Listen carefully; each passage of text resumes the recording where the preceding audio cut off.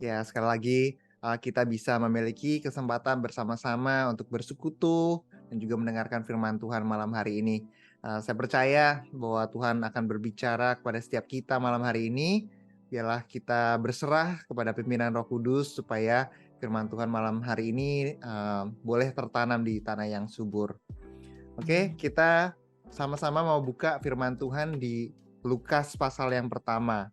Ya, kalau saudara punya Bible app atau ada Bible, silakan dibuka di Lukas pasal yang pertama. Ini saya dapat satu rema. Judul dari sharing firman Tuhan malam hari ini adalah Christmas Miracle. Ini saya ambil dari tema bulanan kita di Gereja Best, yaitu Spirit of Christmas. Ya, di memasuki bulan Desember ini di mana kita merayakan Natal. Mari kita siapkan hati kita untuk bisa dilengkapi dengan firman Allah. Agar kita itu berada di lokasi yang strategis ya untuk menerima rahmat Allah dan juga di bulan yang penuh rahmat dan juga mukjizat ini. Jadi sekali lagi Lukas 1 ayat yang ke-26. Ya, mari kita baca apa yang terjadi dengan Maria ketika malaikat Gabriel datang kepada dia. Ya, bukan hanya apa yang dialami Maria aja, tetapi apa yang akan dialami oleh kita semua. Sebab Yesus dahulu, sekarang selamanya tetap sama dan dia tidak berubah. Oke, semuanya udah dibuka? Tuhannya, puji Tuhan. Oke, kita mulai pemberitahuan tentang kelahiran Yesus yang akan kita baca. Saya minta tolong mungkin Ci Shirley Lukimin untuk bacakan ayat 26 sampai 27. Oke, Lukas 1 ayat 26. Dalam bulan yang ke-6 Allah menyuruh malaikat Gabriel pergi ke sebuah kota di Galilea bernama Nazaret. Ayat 27, kepada seorang perawan yang bertunangan dengan seorang bernama Yusuf dari keluarga Daud. Nama perawan itu Maria. Baik, ya saya jelaskan dulu ya di ayat 26 ini. Kejadian itu dalam bulan yang ke-6. Nah, ini bukan bulan Juni maksudnya, tetapi di dalam bulan ke-6 kehamilannya si Elizabeth yang mengandung Yohanes Pembaptis pada saat itu. Nah, kalau saudara lihat dari ayat sebelumnya, yang nggak usah dibuka, saudara bisa baca nanti. Setelah Elizabeth itu mengandung, dia itu menyembunyikan diri. Dia nggak keluar-keluar. Dia tidak menampilkan diri di depan publik selama kurang lebih 5 bulan. Dan pada bulan yang ke-6, nah ini yang disebut dengan Kairos Allah. Nah, Kairos itu artinya adalah waktu ilahi. Ya, bisa tepat waktu. Jadi sepupu Tuhan Yesus namanya Yohanes Pembaptis itu umurnya 6 bulan lebih tua. Ini adalah kakak sepupunya Tuhan Yesus, setengah tahun lebih older. Ya, nah, pada waktu bulan ke-6 itu Allah menyuruh malaikat Gabriel untuk pergi ke sana. Nah, itulah waktu yang ditentukan oleh Tuhan, yaitu yang waktu yang tidak bisa diatur oleh orang. Saya percaya bahwa yang namanya waktu itu berjalannya itu sama. Ya mungkin kalau kita yang ada di Amerika sama saudara-saudara yang ada di Indonesia, paling beda zona waktunya aja gitu ya. Di Indonesia pun juga ada waktu Indonesia bagian barat, ada waktu Indonesia bagian tengah, ada timur gitu ya. Tetapi sebenarnya kita semua berjalan di waktu yang bersamaan. Ya, TikToknya pasti sama. Detiknya, menitnya, jamnya, ya, siang hari, malam harinya pasti sama. Dan dalam waktu itu Tuhan bekerja, saudara. Dalam perputaran waktu tersebut Allah itu punya rencana di dalam kehidupan setiap kita manusia. Nah, setiap orang ini akan punya kairos yang berbeda-beda, ya, atau waktu ilahinya itu ketika Allah melawat dia itu berbeda-beda. Dan saya percaya dan saya juga berdoa, mungkinkah malam hari ini atau Anda yang sedang menyaksikan fellowship ini secara live, tidak menyaksikannya secara live dan menonton melalui fellowship kita di YouTube, mungkinkah hari ini Anda akan dilawat Tuhan? Ya, setiap orang ada waktunya sendiri-sendiri di mana dia ketemu dengan Tuhan. Perjumpaan saya dengan Tuhan sama perjumpaannya Ko Yohanes Ciafun dengan Tuhan berbeda waktunya dan juga berbeda-beda juga gitu ya. Tetapi kita juga bisa minta kairos Tuhan. Ya, siapa tahu nanti Tuhan kabulkan. Kita minta di bulan Desember ini kita berdoa supaya ini bisa menjadi bulan yang penuh dengan berkat baik jasmani maupun rohani buat kita semua. Kita minta supaya kita mengalami sesuatu, kita mengalami perjumpaan dengan Roh Kudus. Amin. Amin. Ya, baik. Lalu Tuhan menyuruh malaikat Gabriel pergi ke sebuah kota yang bernama Nazaret. Nah, saudara, kalau saudara baca Alkitab, ini adalah pertama kalinya kota Nazaret ini disebutkan ya di Bible. Sejak perjanjian lama, dari kitab Kejadian, itu nggak pernah disebut-sebut, saudara. Nah, ini kali pertama Nazaret ini di-mention di dalam firman Tuhan. Dan saudara, mungkin kalau kita bandingkan dengan zaman sekarang, Nazaret itu ibaratnya nggak bisa ditemukan di GPS. Kita mau cari di map kita itu nggak ada gitu. Karena kota ini tuh sangat-sangat tidak signifikan, terlalu kecil. Belum lagi kota ini bukan kota yang kaya raya ya. Jadi orang-orang juga nggak datang ke sana itu nggak ada juntrungannya gitu. Mau ngapain juga bingung. Kota ini adanya di pinggiran, tidak ternama, ekonominya miskin, dan juga di sana nggak ada kasnya apa-apa gitu. Makanan pun nggak ada kasnya gitu. Jadi kayak bener-bener orang-orang nggak tahu lah kota ini nih kotanya apa gitu ya. Nah, sampai sekarang pun ini bukan kota ternama, tapi kota ini dikenal karena sejak hari itu Yesus disebut sebagai Yesus dari Nazaret. Ya, makanya Nazaret ini jadi terkenal sekali. Tetapi kota ini sebenarnya tidak signifikan. Ya, saya berpikir kenapa Tuhan pilih sesuatu yang nggak signifikan. Seringkali Tuhan seperti itu. Saya juga nggak tahu alasannya. Kira-kira kenapa Tuhan bisa pilih saudara dan saya? Mungkin Anda juga bertanya-tanya seperti itu. Kenapa Tuhan pilih saya? Ya, saya nggak tahu saudara, but I'm glad that He did. Saya bersyukur Dia memilih kita yang nggak ada artinya ini. Ya, Tuhan itu seringkali nggak pro sama orang-orang yang terkenal. Ya, Tuhan tuh nggak suka sama orang-orang yang Tuhan itu pro sama orang-orang yang rendah hati. Tuhan tuh suka sama orang-orang yang mencari hadirat Tuhan, yang mencari wajahnya. Justru orang-orang seperti itu yang biasanya menemukan Tuhan. Ya, Tuhan baik ya. Ya, Nazaret ini walaupun nggak ada di dalam peta, kota ini merupakan kota yang dilupakan manusia. Tetapi Tuhan tidak melupakan Nazaret. Ya, seringkali saya merasa bahwa Nazaret ini kok rasanya seperti kita semua ini gitu ya. Nazaret ini bukan New York, bukan Dubai gitu yang terkenal ya. Aku juga bukan kota-kota besar itu yang ternama. Mungkin kota apa sih yang nggak terkenal, misalnya kayak Surabaya. Siapa sih yang tahu Surabaya? Ya, sepertinya nggak ada artinya. Tetapi apa yang nggak ada artinya buat dunia, berarti bagi Allah. Buat Allah itu sungguh berharga. Tuhan Yesus memperhitungkan kita semua. Nah, Nazaret ditemukan pada radarnya Tuhan. Dia ditemukan pada radarnya Allah yang Maha Kuasa. Tuhan menilik sebuah kota yang gak ada nilainya itu, dan Tuhan memilih tempat itu untuk menjadi kota terkenal di mana Tuhan Yesus berada. Nah, brother and sister in Christ, I don't want you di bulan Desember ini to feel that you are worthless atau merasa tidak berharga. Izinkan saya berbicara bahwa Tuhan Yesus mengasihi kita semua. Jesus love you, you see.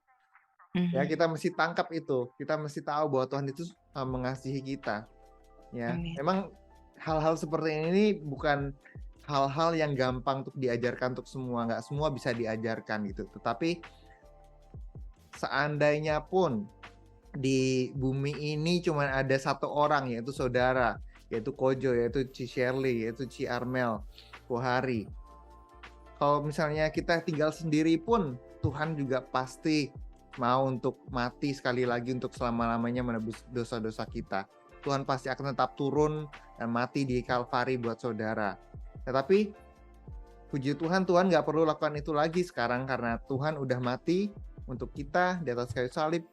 Sehingga tinggal Anda yang terima Tuhan, tinggal saya yang terima Tuhan. karena Tuhan itu mengasihi kita semua sedemikian rupa.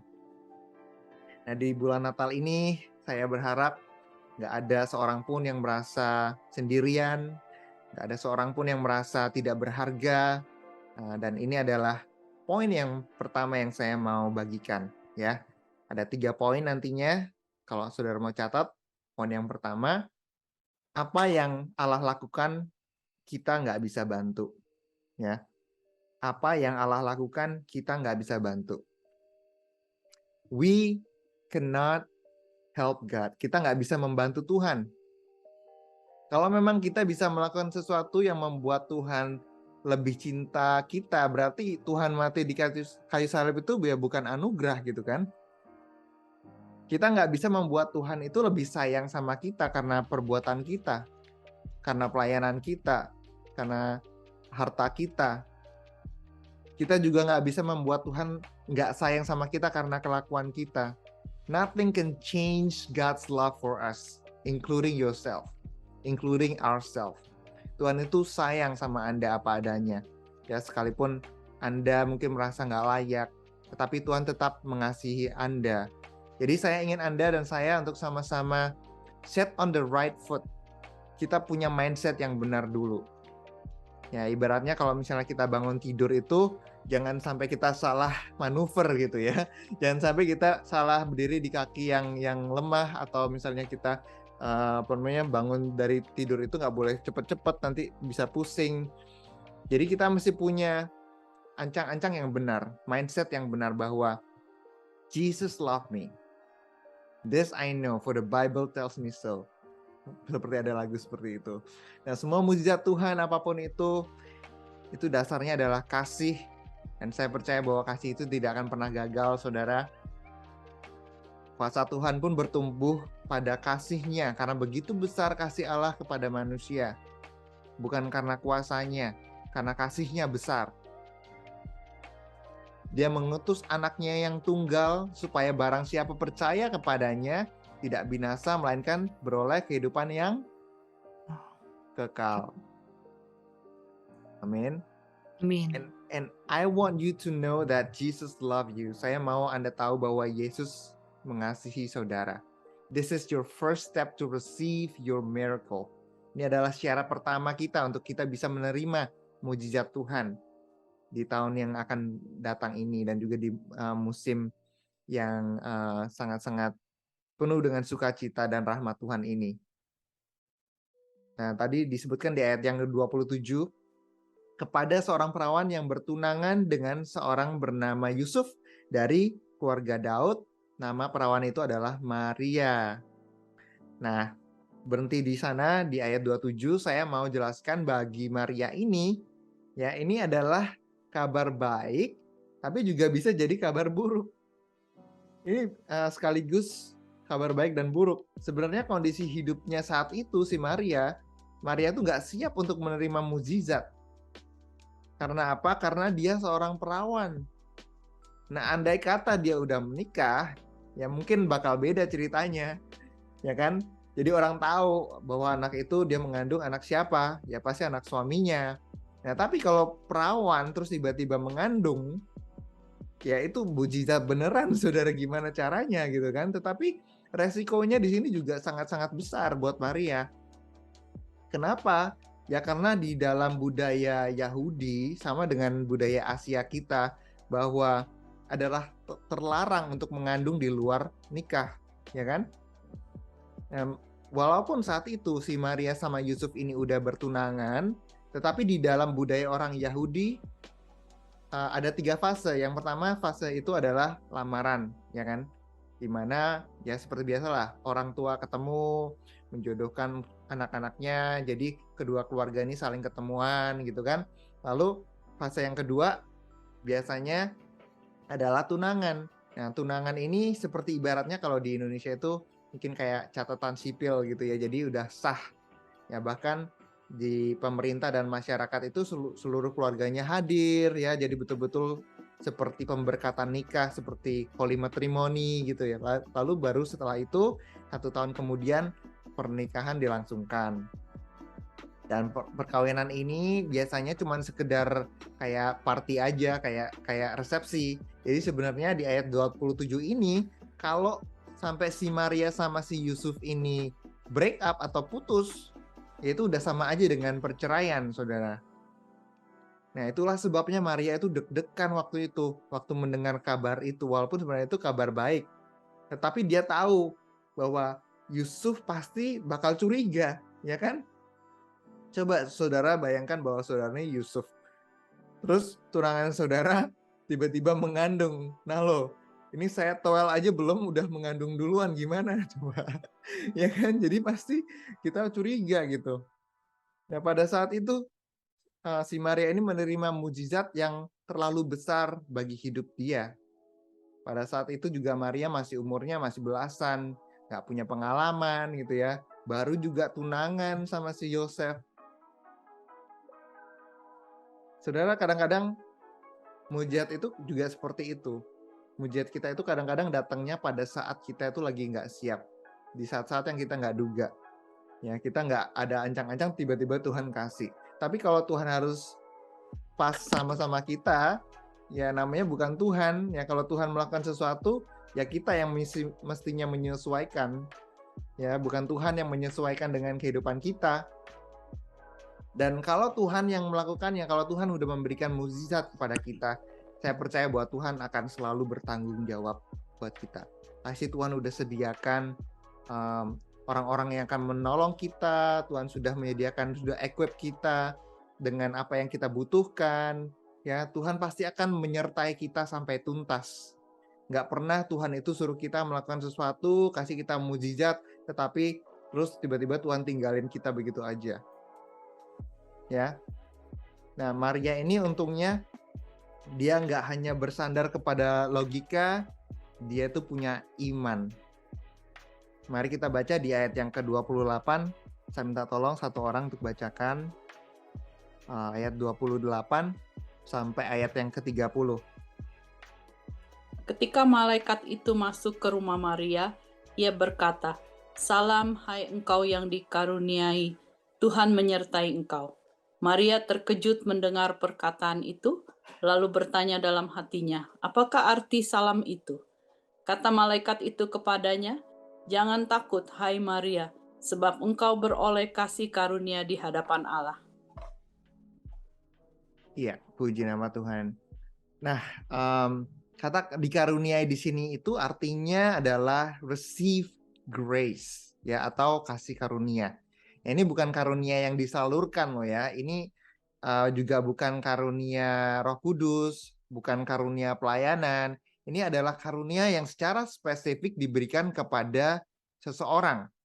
Jadi karunia ini nggak bisa ditiru, benar-benar unik untuk setiap orang.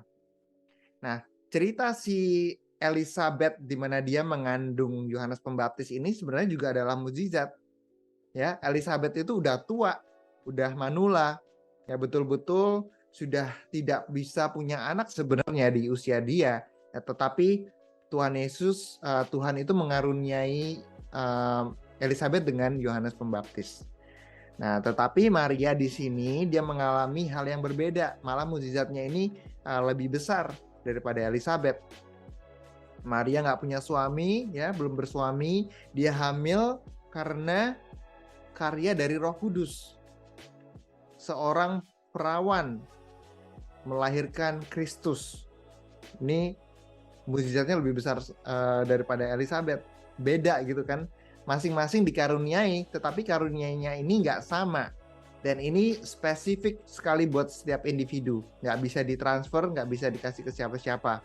Ya, mukjizat saya dengan mukjizatnya Ko Stanley juga bakal beda gitu. Dengan mukjizatnya Ko Hari pasti beda gitu.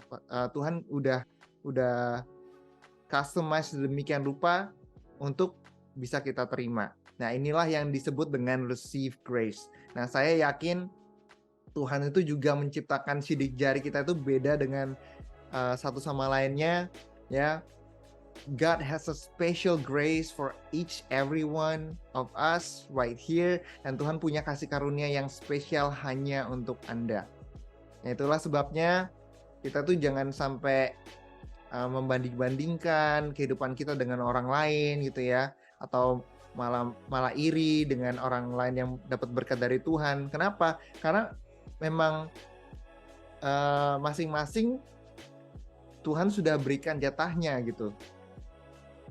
Bukankah masing-masing orang sudah Tuhan berikan sidik jari, termasuk orang yang kembar siam pun bisa beda sidik jarinya, ya kan?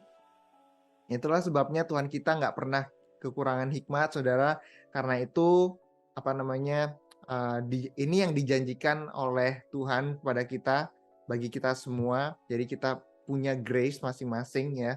Karena seperti Maria, kita juga adalah umat Tuhan, kita adalah umat yang dikaruniai. Jadi mari kita memandang Tuhan seperti selayaknya hamba memandang kepada tuannya, seperti itu. Tuhan akan memberikan sesuatu yang spesial kepada Anda pribadi, dan saya percaya bahwa apa yang Tuhan berikan adalah yang terbaik buat kita semua. Amin. Amin. Amin. Lalu di ayat 29, Maria terkejut mendengar perkataan itu di ayat yang 29. Lalu dia bertanya-tanya dalam hatinya, apa arti dari salam itu? Maria ini terkejut. Dia terkejut bukan karena lihat malaikat, dia terkejut karena perkataannya si malaikat itu.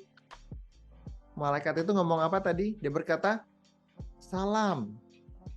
Nah, salam ini adalah ucapan kepada orang yang dihormati, saudara. Dan Maria di sini bukannya tersanjung, tetapi dia terkejut.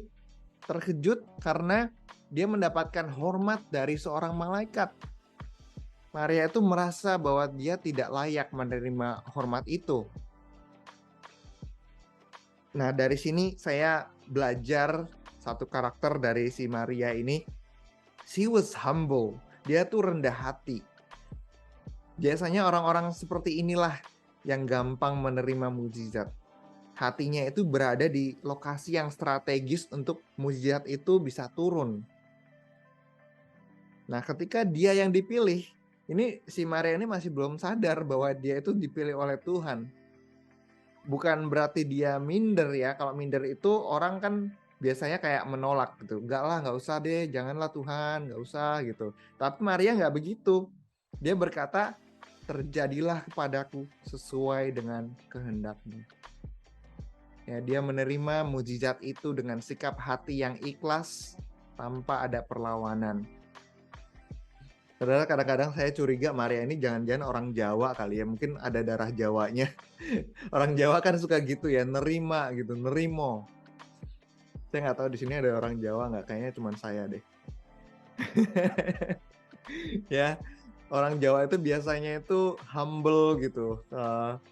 Saya juga Jawa, karena di Jawa, Pulau Jawa kan. Oh ya, tapi bisa bahasa Jawa nggak? Punya adat Jawa nggak? Iso dong. Oh gitu. Oke, Ciarmel. Ya wes, karepe panjenengan wae, monggo. Karepe opo gitu kan, kalau orang bahasa Jawa begitu. Ya, orangnya tuh humble gitu. Bukan Jawanya tapi mesti Jawa yang di tengah ya. Kalau Jawa Timur biasanya rada-rada kasar. Ya, tapi coba kalau kita yang disamperin malaikat ini gitu, pasti beda sikap hati kita. Malah seringkali kalau misalnya anak-anak sekarang yang pertama kali juga pasti ngambil handphone, terus langsung selfie sama malaikatnya mungkin, lalu di-upload di Instagram, ya kan? Langsung dipamer-pamerin kanan kiri, ini saya ketemu malaikat, paling begitu gitu. Ya kan? Oke, kita baca next di ayat yang 30 tadi. Tadi kan malaikatnya bilang, jangan takut hai Maria, sebab engkau beroleh kasih karunia di hadapan Allah. Nah, itu maksudnya dia dimuliakan. Lalu 31, saya bacakan ya. Sesungguhnya engkau akan mengandung dan akan melahirkan seorang anak laki-laki, dan hendaklah engkau menamai dia Yesus. Ayat 32, ia akan menjadi besar dan akan disebut anak Allah yang maha tinggi. Dan Tuhan Allah akan mengaruniakan kepadanya tahta Daud, bapa leluhurnya. 33, dan ia akan menjadi raja atas kaum keturunan Yakub sampai selama-lamanya, dan kerajaannya tidak akan berkesudahan. Nah, saudara, ini patut dicatat sedikit aja tambahan dari saya. Tidak harus berkenaan dengan topik ini, tapi kalau kita berbicara tentang Yesus, kita harusnya punya pemahaman yang benar. Nah, tadi di ayat 32 dikatakan, ia akan menjadi besar. Tidak ada seorang pribadi, insan yang bisa mempengaruhi seluruh dunia seperti Yesus Kristus, saudara. Memang dialah yang terbesar.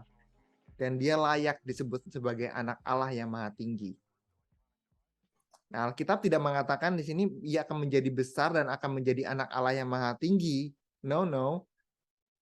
Yesus itu sekalipun lahir dari perawan Maria, ya, tetapi dia bukanlah ciptaan. Yesus itu adalah sang pencipta itu sendiri. Nah, pada mulanya adalah firman, dikatakan di Alkitab kan, firman itu bersama dengan Allah. Nah, Yohanes pasal pertama kalau saudara baca, dan firman itu sendiri itu adalah Allah. Nah, orang Yahudi paling mengerti, saudara, ketika siapa yang menyebut dirinya anak Allah, berarti dia menyamakan dirinya dengan Allah. Yaitu yang jadi gonjang-ganjing sampai hari-hari ini. Bahwa orang-orang bilang kan, wah Yesus itu cuma nabi, Yesus itu hanya tokoh agama aja gitu. But no, kita tahu bahwa Jesus is the Son of God. He is God himself. Yesus itu adalah anak Allah. Dia adalah Allah yang hidup.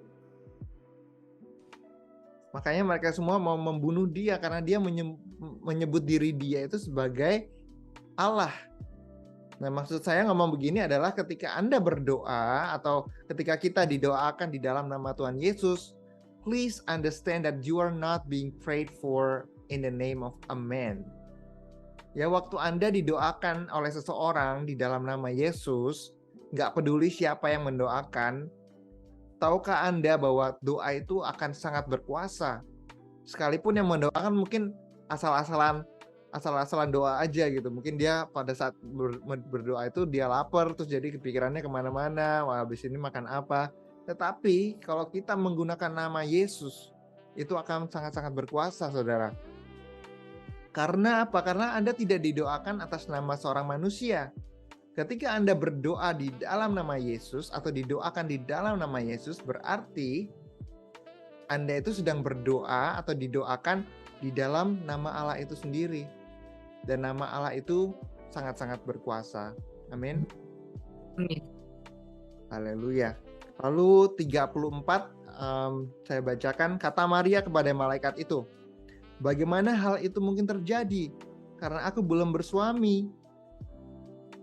Jawab malaikat itu kepadanya, 35, Roh Kudus akan turun atasmu dan kuasa Allah yang maha tinggi akan menaungi engkau.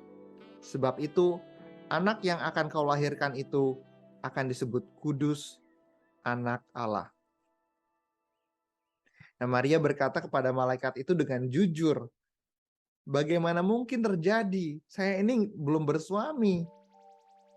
Nah, Maria di sini juga punya logika, saudara, juga punya otak gitu ya. Dia nggak pakai feeling aja, dia juga pakai akal budi dia. Nah, maksud Maria di sini bukannya dia nggak percaya, tetapi Maria itu saat itu intonasinya adalah dia tuh takjub. Kok bisa sih Tuhan kasih mukjizat ini kepada saya gitu? Saya tuh nggak layak. Lalu di 35 tadi malaikat itu menjawab, Roh Kudus akan turun atasmu dan kuasa Allah tinggi akan menaungi engkau. Sebab itu anak yang engkau lahirkan akan disebut kudus, anak Allah.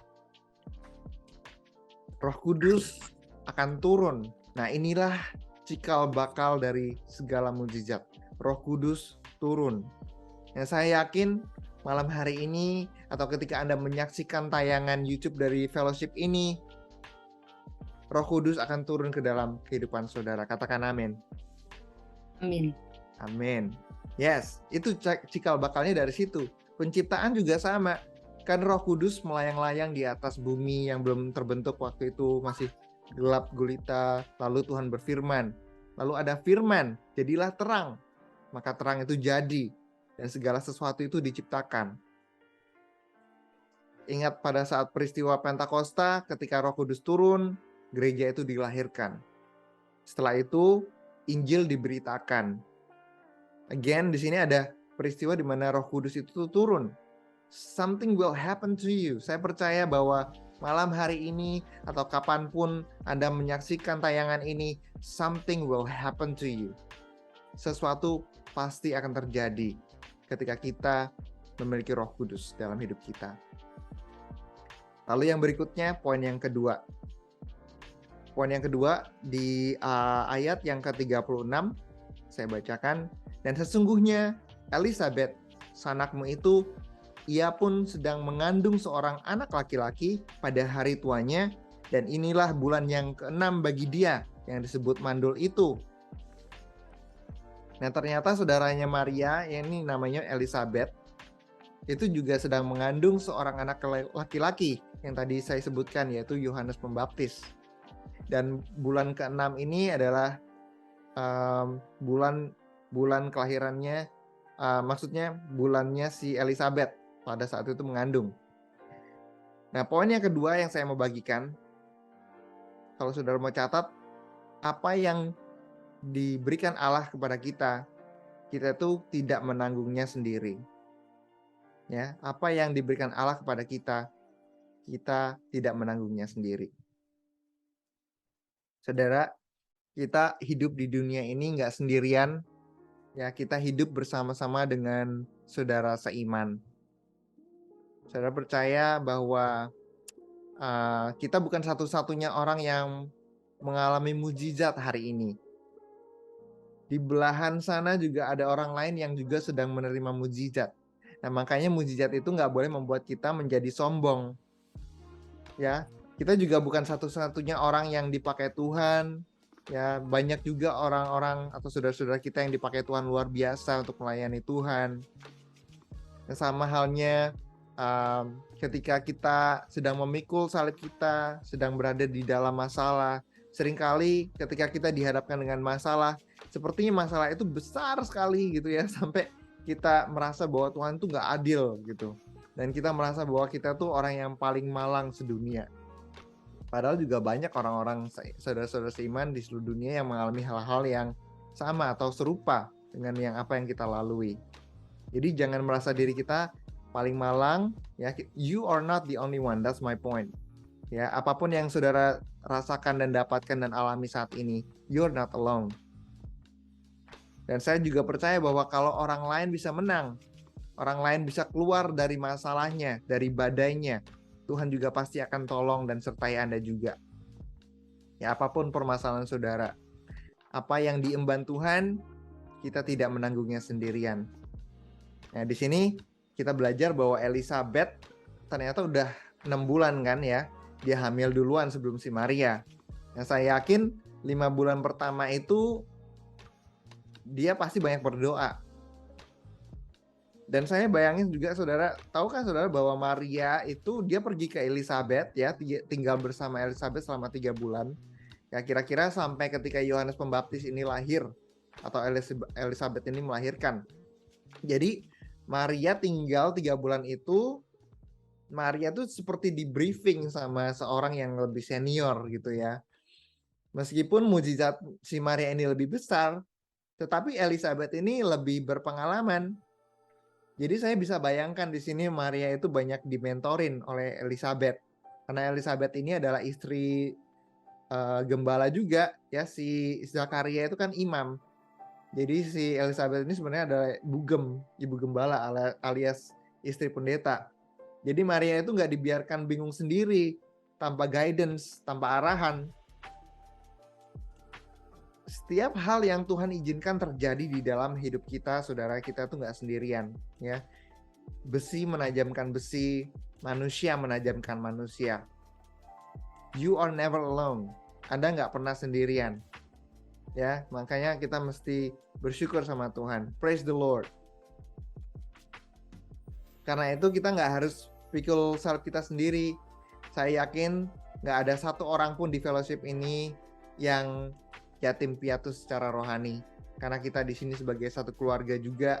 Jadi kalau misalnya apa yang terjadi juga kita akan usaha untuk saling membantu, saling mendoakan, saling menyemangati gitu ya. You're not alone in your victory and you're not alone in your trials. saya percaya bahwa Anda tidak sendirian. Ketika Anda menang, Anda nggak sendiri. Ketika Anda dalam pencobaan atau masalah juga, Anda tidak sendiri. Amin. Amin. Puji Tuhan. Lalu ayat yang terakhir, ayat yang ke-38. Kata Maria, sesungguhnya aku ini adalah hamba Tuhan. Jadilah padaku menurut perkataanmu itu. Lalu malaikat itu meninggalkan dia. Nah, poin saya yang ketiga, yang terakhir, saudara, jangan mengurangi atau menambah apa yang Tuhan katakan. Sekali lagi, jangan mengurangi atau menambah apa yang Tuhan katakan. Di sini Maria berkata, sesungguhnya aku ini adalah hamba Tuhan. Jadilah padaku menurut. Nah, sebelum kita menerima mujizat, kita harus menurut perkataan Tuhan terlebih dahulu.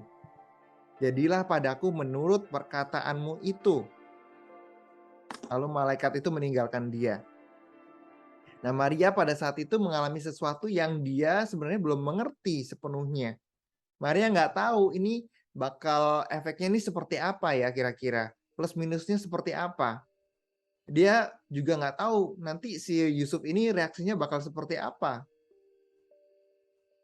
Dia bahkan juga nggak tahu bahwa nanti suatu hari Yesus ini bakal menjadi anak yang luar biasa, yang nanti akan ketinggalan di bait suci umur 12 tahun. Nanti juga akan jadi tukang kayu. Dia juga nggak tahu kalau nanti Tuhan Yesus umur 30 tahun itu bakal disalib di hadapan mata dia gitu. Dia nggak tahu semuanya ini. Tetapi dia cuma berkata sama Tuhan, Tuhan, aku terima sesuai perkataanmu. Jadi sekali lagi firman Tuhan itu jangan dikurangin, jangan ditambah-tambahin juga. Pewahyuan itu akan membuat kita mengerti ya, step by step, heart to heart, langkah demi langkah, hati ke hati. Tetapi yang pasti pengakuan iman kita ketika kita mengalami mujizatnya atau kita mengalami tantangan apapun juga, pastikan bahwa kita itu menuruti apa yang dikatakan oleh firman Tuhan. Ya, contohnya kalau kita tidak mengerti apa-apa yang kita alami, kita bisa berdoa, Tuhan, sekalipun saya tidak memahami apa yang sedang saya hadapi, tetapi saya percaya bahwa rencanamu indah bagi hidup saya. Bukankah firman Tuhan itu berkata, rancangan Tuhan lebih tinggi daripada jalan-jalan kita. Dan Tuhan punya rancangan damai sejahtera, saudara. So when you don't understand a thing, always say the right thing. Waktu kita belum mengerti apa-apa, selalu ucapkan apa yang benar, apa yang Anda sudah tahu dari firman Tuhan. Ya, pengakuan iman kita itulah yang akan menentukan penyertaan Tuhan di dalam kehidupan kita. Dan pengakuan iman kita itu yang akan menentukan bahwa kita akan menerima mujizat Tuhan. Amin. Jadi 1, 2, 3 poin saya. Yang pertama, apa yang dilakukan Allah tidak perlu dibantu manusia. Poin yang kedua, apa yang diberikan Allah kita tidak sendirian menanggungnya. Lalu poin yang ketiga, apa yang dikatakan Allah jangan dikurangin atau ditambahin. Okay? That's it for me. I wish you all Merry Christmas, Happy New Year 2023. Semoga damai sejahtera Tuhan beserta kita semua di bulan yang penuh rahmat dan sukacita ini. Okay? God bless you all.